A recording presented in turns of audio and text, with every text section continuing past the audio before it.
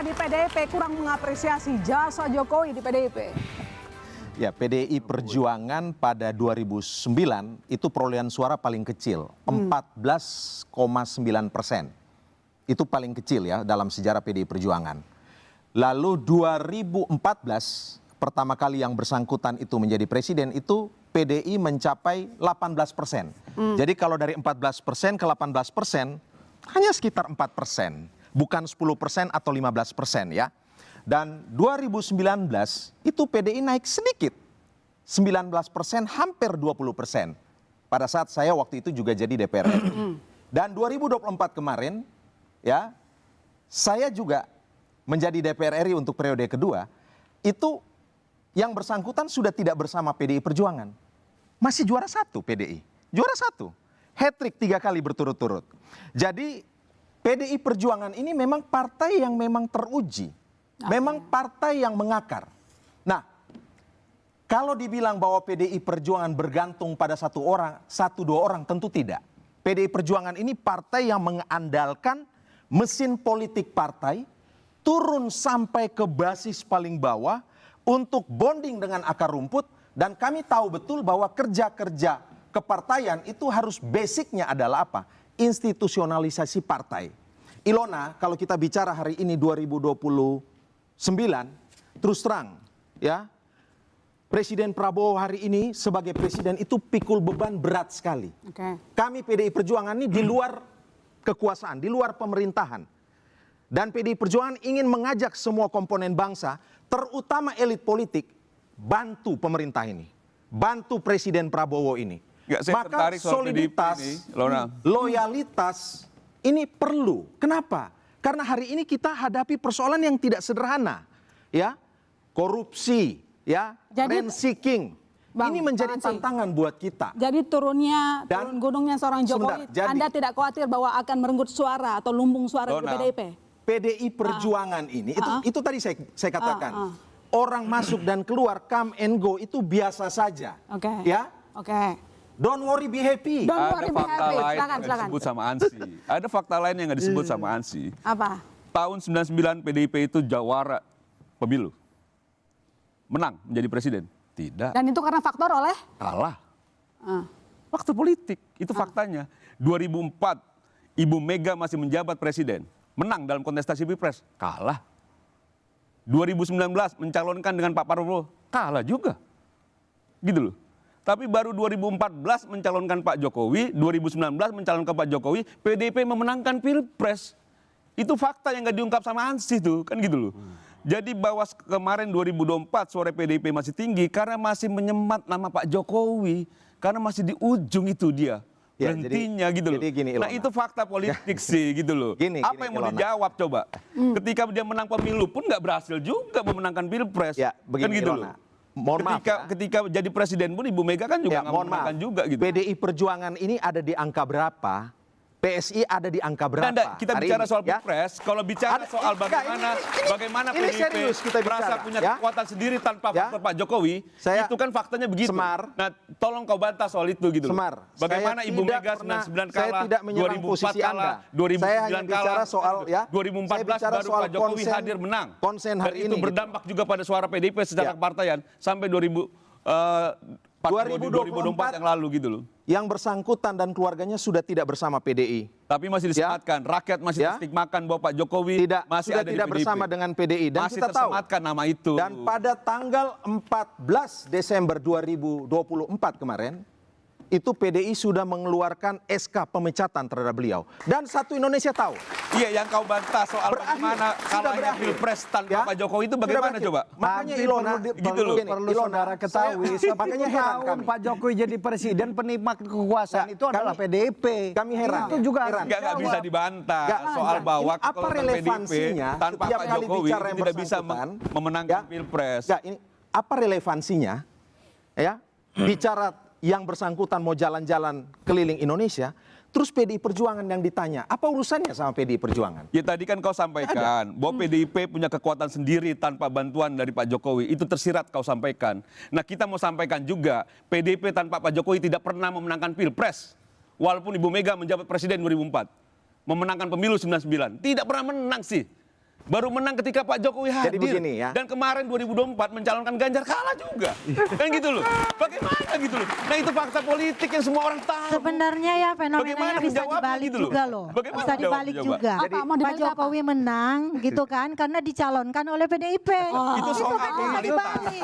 Bahwa kekuatan rakyat yang memenangkan itu iya dong. Gitu loh. Karena suaranya kan suara rakyat. Jadi bukan begini, suara kepartaian lagi gitu loh. Saya tidak ingin, terus terang ya, saya tidak ingin menurunkan ya bonaviditas dan elegannya diskusi kita pada malam hari ini dengan debat-debat kusir seperti ini. Nggak kusir ya? itu sih. Sebentar. Itu bicara fakta politik. Itu. Sebentar. Ya. Itu bicara fakta politik. Kemenangan satu partai politik tentu ini merupakan interaksi dan partisipasi dari banyak pihak begitu. Oke. Ya dulu Ya kan? nggak partisipasi. Jangan dari pihak sampai dulu misalnya. kemudian ini kita terlalu jumawa dan sangat arogan. Ya, Oke. demi sehatnya demokrasi kita buktikan saja nanti pada 2029. Nah, pada titik Baik, itu kita akhirnya. Ya, tahan dulu, pada coba. titik itu PDI ada di urutan keberapa? Oke. Ya, partai-partai lain ada di urutan keberapa? Kan seperti itu. Oke, baik. Coba saya ke Kan Bang, begitu. Bang Ya. Abalin. Bang Abalin, jadi sebenarnya Pak Jokowi ini safari politik untuk PSI sekaligus dengan Gibran juga nggak kira-kira? Pasang badan? Nah, tahun 1758 di Romawi itu ada satu toko yang disebut dengan Crescent Plov namanya. Dia adalah toko yang sungguh sangat fenomenal karena orang-orang Romawi mengangkat dia sebagai sumber dari segala sumber kehidupan sosial masyarakat. Oke. Tapi pada waktu dia berhenti dalam kekuasaan kekaisaran, dia cukup lama berdiam diri. Tetapi yang paling hebat itu setiap persoalan setelah 25 tahun, semua persoalan-persoalan di Romawi pada waktu itu mereka datang kembali bertanya kepada dia. Saya menggambarkan ditulis oleh Luther Crave itu dari Denver University. Dia menjelaskan bahwa kalau ada tokoh-tokoh fenomenal seperti ini, maka berkhawatirlah kepadanya karena dia sedang menyimpan kekuatan energi bagi sebuah bangsa. Bukan sebaliknya bahwa safari tidak. Pak Jokowi sebenarnya Itu yang karena kurang saya mau pede, bilang. jadi dia harus turun gunung. Itulah yang saya mau bilang bahwa hati-hati kepada sosok yang sedang dibicarakan. Dialah Joko Widodo. Jadi kalau semua orang merasa khawatir, safari itu dalam bahasa Arab namanya safara yusafiru. Oke, dia sedang berkeliling, dia sedang menjelaskan dan melihat. Itu yang saya sebut tadi dengan tokoh Romawi itu. Jadi kalau dalam posisi sebuah budaya demokrasi seperti hari ini, apa yang kita khawatirkan dari seorang Jokowi? Betul. Kenapa begitu Gibran berjumpa dengan mahasiswa kemudian kita harus memberikan title sebagai dia bermanuver? Padahal Undang-Undang Dasar 1945 menyebutkan bahwa wakil presiden itu adalah pembantu utama presiden. Apa yang mau dikhawatirkan? Abang mau bilang siapa yang lagi takut? Saya mau bilang bahwa karena ada mahasiswa semua, mari kita simpan ini pesan-pesan agar mereka bisa tercerahkan dengan baik. Ini kan sebuah cerita penting bagi demokrasi kan. Oke. Jadi saya mau bilang juga ya, kami partai-partai besar, kita ini kan partai besar.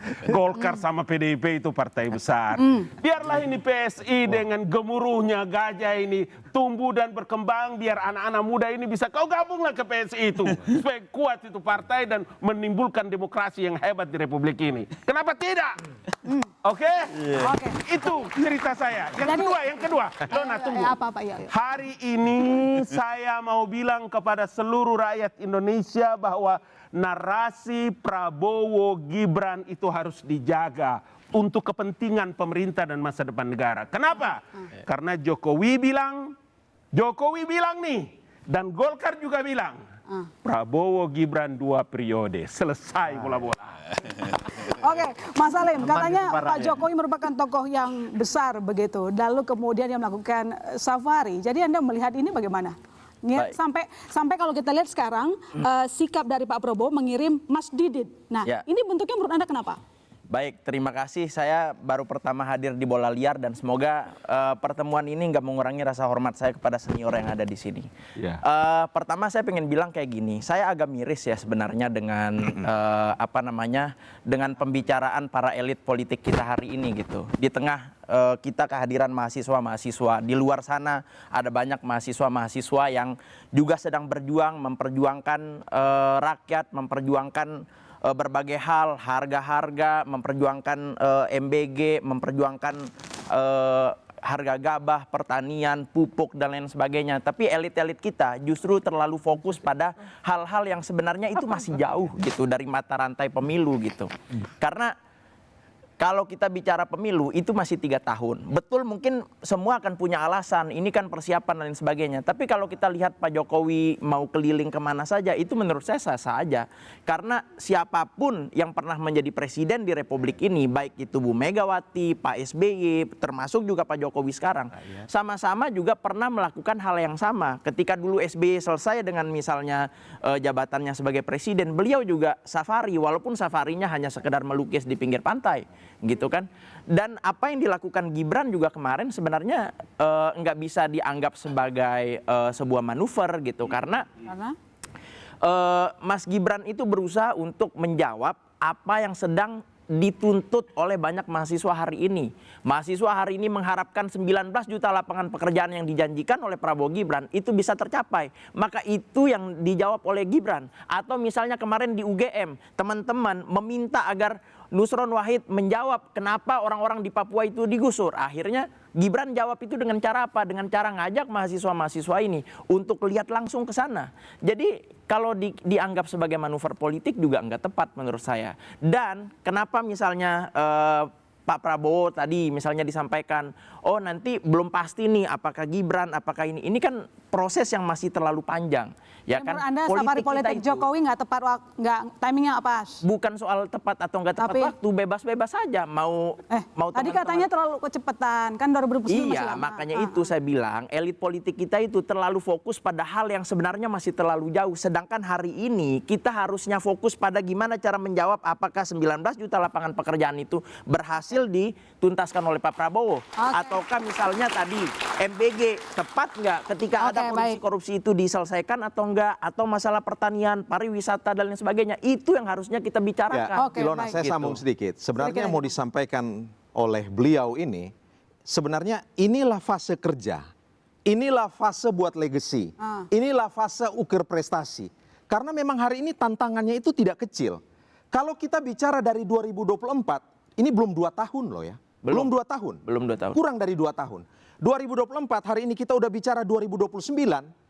Ya, Kaleli, ini kita dari fase kontestasi eleksi loncat ke fase kontestasi eleksi. Lalu fase eksekusi aksi dalam bekerja itu kapan? Kan begitu.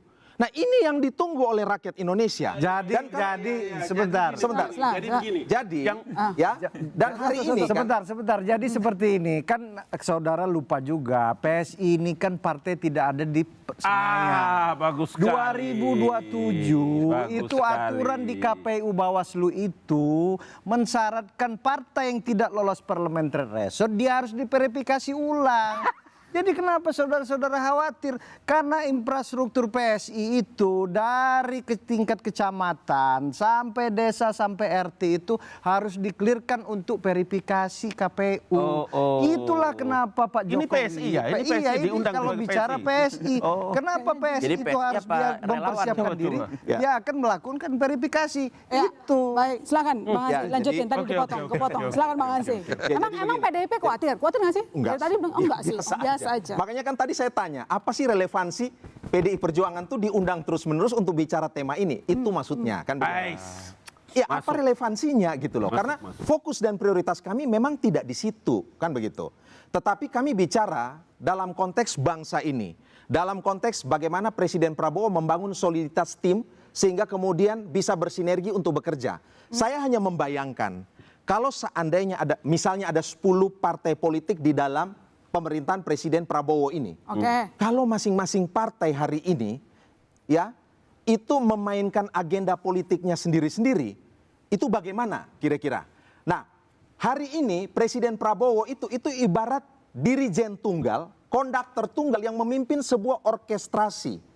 Nah, kita berharap semuanya itu pay attention, memberikan fokus, menjalankan visi presiden, kan begitu kira-kira. Ya, seluruh partai yang ada di dalam pemerintahan ini.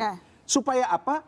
Jangan sampai ada permainan aransemen musik sendiri-sendiri. Nanti akhirnya ada yang mau ke utara, ada yang mau ke selatan. Kami di luar yang memainkan peran sebagai partai penyeimbang. Kalau presiden dan kabinetnya berjalan baik, tentu kami apresiasi, kami dukung. Ilona mau komentar, Kalau Ilona. tidak, ya kami Saya evaluasi. kasih tahu. Saya dulu Kanda ya. Mana? Anda kan Siapa? kelihatan mirip-mirip PSI Adi. sudah bicaranya, ya kan? Tinggal kapan pakai jaket PSI ini. Tidak, begini, supaya jangan sampai terlupakan, saya mau bilang sama Ansi bahwa semua partai koalisi pemerintah ini satu komando. Bahwa kalau hari ini PSI dengan sosok Bapak Joko Widodo, saya kira beliau adalah seorang tokoh. Itu harapan kita semua, Oke. Kakak. Tapi, Ilona, saya mau bilang begini. saya mau koreksi karena Bang Abalin. karena Saya itu mau koreksi begini, Bang Abalin kalau dalam kayak hal gini, Bang. urusan kekuasaan negara, ada yang mengurus, namanya pemerintah. Tugas kita sekarang adalah menjaga, mendorong agar persatuan ini tetap terpelihara. Oke, Itu saja. Lain dari situ Baik. tidak ada. Ya gini. Ah. Bagi saya begini dua hal. Tadi Bang Ngabalin ini profesor kita bilang bahwa semua partai koalisi di pemerintahan kali ini satu komando dan Ya. solid bersama dengan Prabowo. Tapi harus saya katakan secara terbuka, Pak Prabowo belakangan ini banyak sekali dikritik dan dibully dengan kebijakan-kebijakannya. Tapi harus saya katakan secara terbuka, nyaris tidak ada partai politik pun yang pasang badan untuk memberikan pembelaan kepada Pak Prabowo Subianto. Oke. Ketika MBG dikritik kanan kiri, Koperasi Desa Merah Putih dikritik, persoalan ekonomi kanan kiri compang-camping dikritik, semua dialamatkan kepada presiden. Tak ada itu satupun partai-partai politik yang memberikan pembelaan itu. Ya. Itu yang sepertinya membuat kenapa relawan Pak Prabowo ini bilang, ini timingnya nggak pas nih kalau keliling-keliling. Nah, sebagai feedback betapa safari politik itu menjadi penting, boleh Iwan juga lagi, bicara Iwan. politik di 2029. Tapi pada saat yang bersamaan, materi politiknya itu adalah mengamplifikasi success story dan perjuangan politik yang dilakukan oleh Pak Prabowo.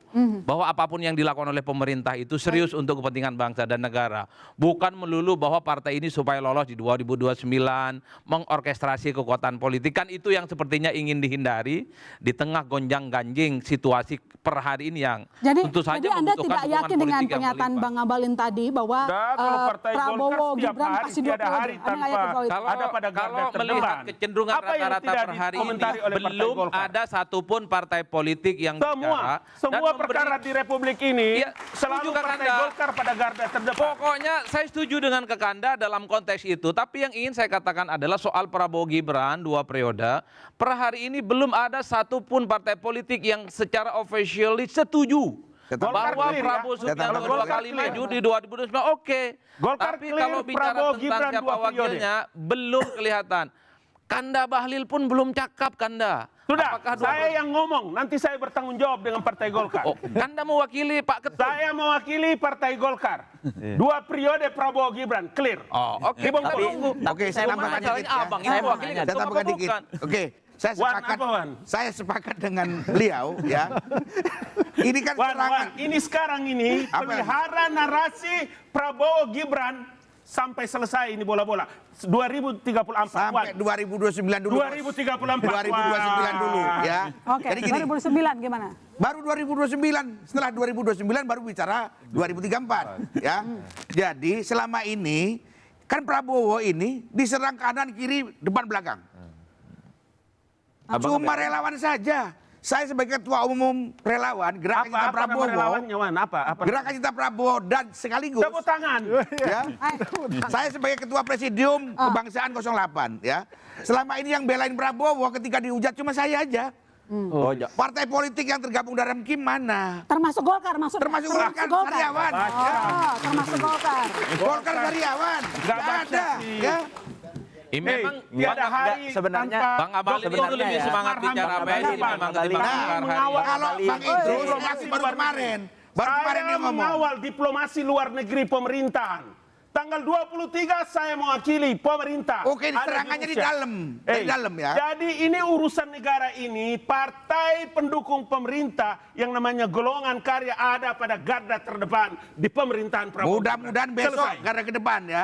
Terdepan ya. Tapi kemarin-kemarin nggak ada satupun yang belain Prabowo. Itu yang saya sayangkan. Salah ya. baca Ya. itu. Memang Oke. memang begini, soal klaim mengklaim ini partai politik paling jago. Bukan. Klaim ini Partai barang. politik paling jago Ini fakta begini. ini, Saya ingin kesian. bicara begini. Saya itu dimaki-maki, dihina-hina setiap hari, Pak. Di mana? Yo, di sosial media dan lain sebagainya. Bahkan kemarin Bisa nggak aja tahu. saya habis debat di salah satu stasiun televisi. Itu dihina, dimaki-maki. Ada nggak? Gara-gara apa? Gara-gara setiap hari saya bicara soal bagaimana program pemerintah itu bisa dijalankan dijalankan dengan benar dan datanya itu dibaca dengan benar. Tapi pernah nggak misalnya Bang Ngabalin bicara soal itu? Nggak pernah, Bang. Iya. Iya kan? Atau misalnya nih, teman-teman di partai politik atau relawan-relawan di kalangan elit ini terlalu fokus pada hal-hal yang masih terlalu jauh. Harusnya yang dijawab hari ini itu. Oke, Ilona, itu bagaimana baik. teman-teman ini bisa bekerja tapi dengan saya baik begitu mereka besok lolos. Oke, coba saya ke Mas Kurniawan dulu Gitu deh. loh. Mas Kurniawan, di grassroots sendiri, yakin tidak bahwa Prabowo Gibran bakal dua Apa lagi, periode? Wan? Pak Ngabalin yakin soalnya sampai 2029 masih duet bareng. Kami tidak pernah melangkai wewenang kami, ya. Kami tidak akan membicarakan Prabowo Gibran Grassroots Anda? 2029. Grassroots pun sama. Yang dipilih Prabowo itu yang kita dukung. Ya. Sama. Bagus. Yang dipilih Prabowo itu kita dukung. Sama nih. Siapapun itu. Siapapun itu. Siapapun itu. Kalau Gibran, pendampingnya Gibran lagi, Anda Kalau dukung Prabowo nggak? memastikan Gibran wakilnya, ya kita akan dukung. Yes. Wan. Ya bukan. Ini tergantung Pak Prabowo-nya, ya. Saya Oke. konsisten tadi. Padahal Jadi termasuk misalnya Prabowo Puan. Iya. saya pun dukung. Oh gitu. Apa nggak jalanin saya? Mas Adi, menurut Anda gimana? Apakah masih yakin bahwa Prabowo Gibran masih akan duet sampai 2029? Saya bukannya 50-50 Ilona. 50-50, kenapa? 50-50. Karena memang dalam politik kita kan tidak bisa hampir bisa dipastikan 50% itu harus 100% di 2029. Jadi soal probability akan duet masih ada, tapi pada saat yang bersamaan karena kita punya korespondensi historis, tidak ada wapres yang bisa 2 periode untuk berduet, disitulah kemudian kita membaca bagaimana relevansi dari safari politik yang dilakukan oleh Pak Jokowi dalam konteks itu. Tapi yang jelas bagi saya kalau kawan-kawan PSI, termasuk juga para pendukung Mas Gibran, selalu bergantung kepada Pak Prabowo rasa-rasanya agak sulit. Karena posisi soal calon wakil presiden di 2029 itu penuh. Jangankan Mas Gibran, saya kira ketua umum partai politik yang lain pun juga minat. Bahkan kalau mau jujur, Bang Muhtar Ngabalin pun juga minat gitu loh, Bang. Karena di 2029 Pak Prabowo Subianto berpasangan dengan siapapun, dengan santai-santai saja, itu relatif akan mudah untuk memenangkan pertarungan politik. Justru bagi saya pertarungannya adalah soal siapa yang menjadi cawapresnya nanti.